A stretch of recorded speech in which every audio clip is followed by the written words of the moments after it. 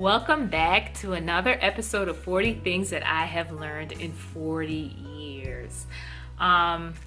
So, the thing that I want to talk to you about today is just the idea that we have to be willing to admit that we need help and to be willing to receive the help when it comes.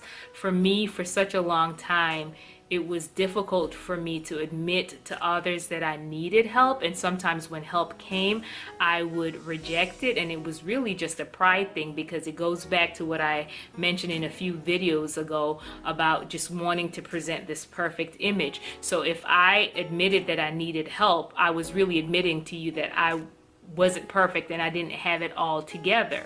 Foolishness, I know, but the Lord has really just been dealing with my heart to reach out and ask for help, and then when the help come, even if I haven't asked for it, to really receive it.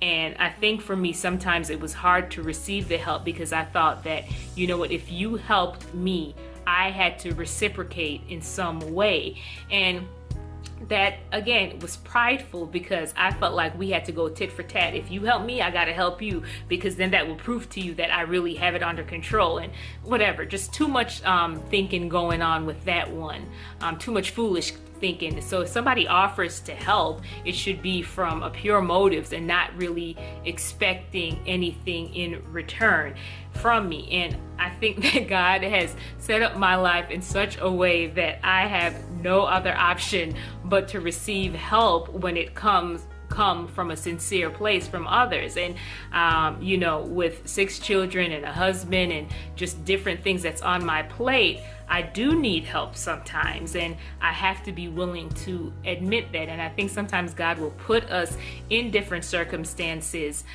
where we have no other option but to say, yes, I accept all help. I remember when, my 6th child was in the NICU, and oh my goodness, I didn't want to admit that I needed help, but I had no other option but to say, yes, please bring those meals over. Yes, please pick my children up. Yes, please can my children stay at your home? Because at one point I was even on bed rest before she was born in the hospital. So I couldn't control, what was going on, and I had to receive the help that was being offered and take off my superwoman cape, or the need to have the superwoman cape on.